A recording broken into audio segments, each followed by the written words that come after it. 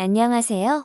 인천광역시 교육청 블렌디드 러닝 학습자료 사회 5학년 2학기를 시작하겠습니다. 이번 시간에는 사회 5학년 2학기 2단원 사회의 새로운 변화와 오늘날의 우리 중에서 첫 번째 소단원 새로운 사회를 향한 움직임에 대해 배워보겠습니다. 다음 그림을 보고 백성들의 생활이 어땠을지 상상해봅시다. 백성들의 생활이 많이 어렵고 힘들었을 것 같아요. 흥선대원군의 정책.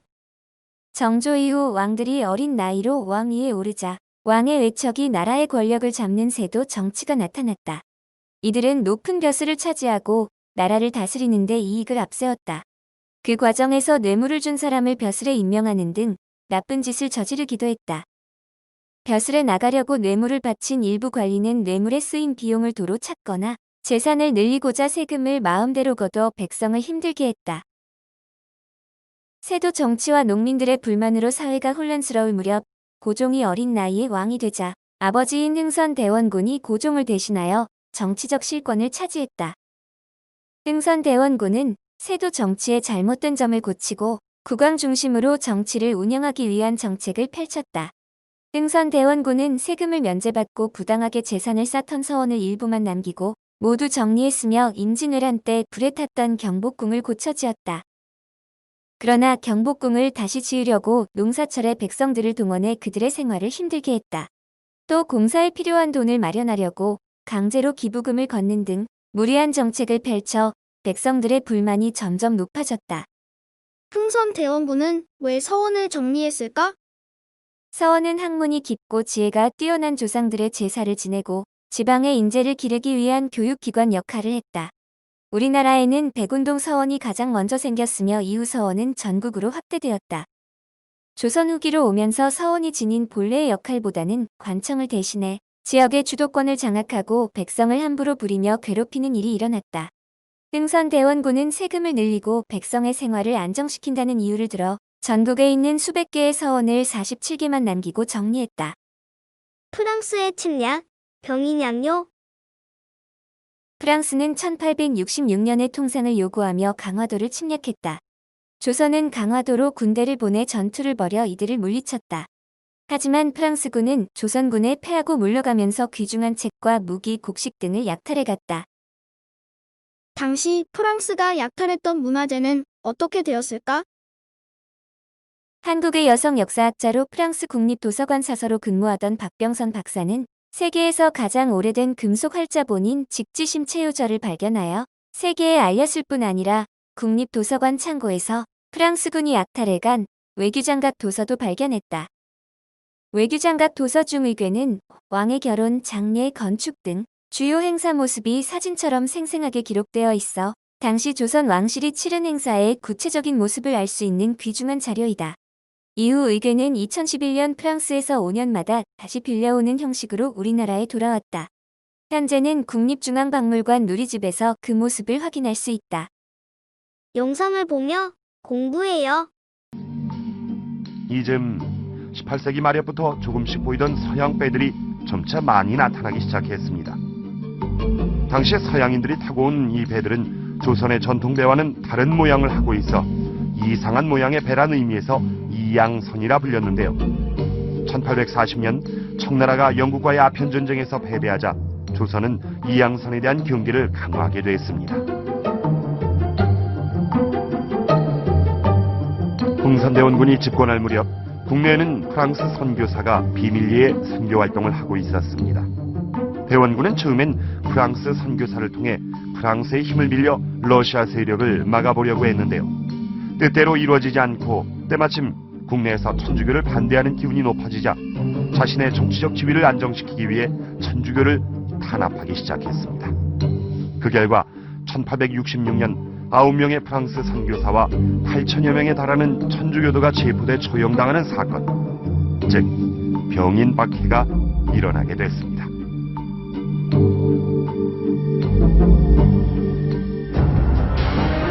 이때 살아남은 리델 신부가 중국에 주둔하고 있던 프랑스 함대의 로즈 함장에게 이 천주교도 학살 사건을 알렸습니다. 로즈 함장은 이를 구실로 강화도에 침입해 강화 산성을 점령했는데요. 이를 병인양요라고 합니다. 프랑스군의 침략으로 강화 산성이 허무하게 함락되자 대부분의 관리들은 도망을 갔는데요. 그러나 관직에서 물러나 있던 강화파의 이식원은 책임감을 통감하고 자결하여 전직 관리로서의 책임감을 보여주었습니다.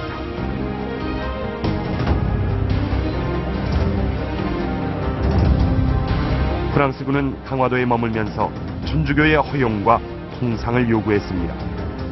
그러나 조선은 이에 응하지 않고 함경도 출신의 포수들을 모아 프랑스군을 공격하게 했는데요. 이들을 이끌고 싸운 사람이 양헌수입니다.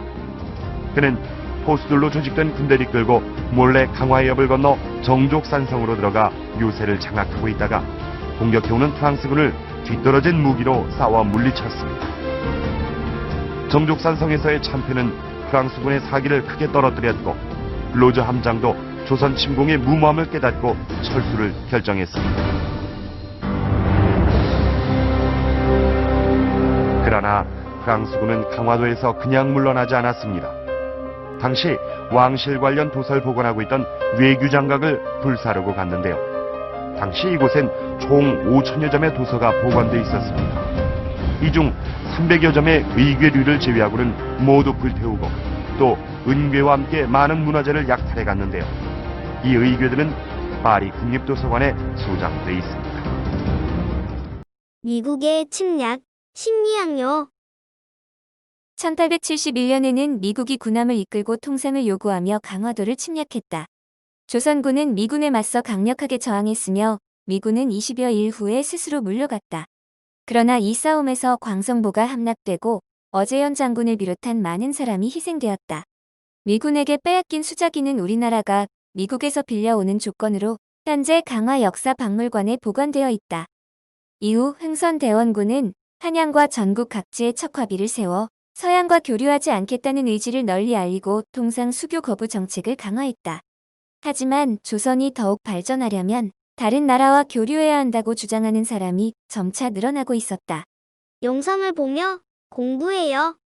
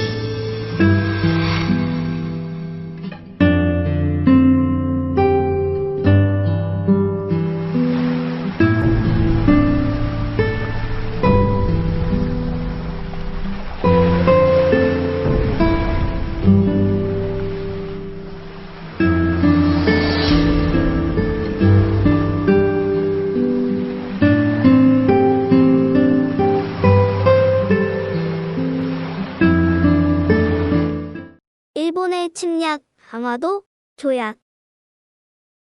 1875년에 강화도 초지진에서 조선군은 허락 없이 다가오는 일본의 군함 주변의 경고의 의미로 대포를 쏘았다. 그러자 일본의 군함은 초지진을 공격하고 영종도에 상륙했다. 일본은 이 사건을 구실로 조선의 군함을 보내 통상을 요구했다. 흥선 대원군이 물러나고 조선의 개항을 바라는 나라 안의 요구가 높아지고 있는 상황에서 일본의 압박을 받게 되자 조선은 결국 강화도에서 일본과 조약을 맺고 개항했다. 강화도 조약은 외국과 맺은 최초의 근대적 조약이지만 불평등한 조약이었다. 이 조약 이후 조선은 서양의 다른 나라들과도 조약을 맺어 교류를 시작했다. 영상을 보며 공부해요. 조선 후기 강화도는 서구 열강의 침략을 막아내는 중요한 군사 요충지였습니다.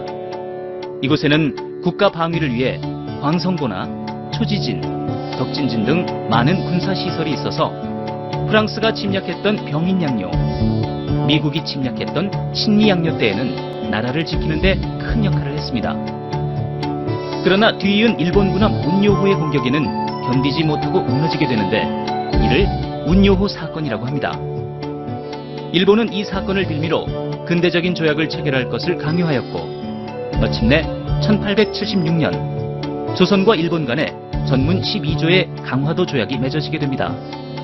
그러나 이 조약은 조선이 일본의 침략 앞에 무방비로 당할 수밖에 없는 불평등 조약으로 일본의 권리만 나타나 있고 조선의 권리는 나타나 있지 않았습니다. 강화도 조약이 일본의 강요로 맺어진 불평등 조약인 건 잘 알지? 조약의 제1조에서는 조선이 자주국이며 일본과 평등한 권리를 가진다고 했는데 이것은 조선과 중국의 관계를 끊게 한 후에 조선을 침략하기 위해 내세운 거였어. 또 부산 이외의 두 항구를 20개월 내에 추가로 개항한다는 이 조항은 단순한 통상교육의 경제적 목적을 넘어서 정치, 군사적 발판을 마련하려는 침략 의도가 숨어있다고 할 수 있지. 일본인이 조선 해안을 자유로이 측량하도록 허가하고 죄를 지은 일본 사람은 일본의 법에 따라 일본 관리가 심판한다는 조항은 불평등한 조약의 대표적인 예로 조선의 자주권을 침해한 거야. 감사합니다.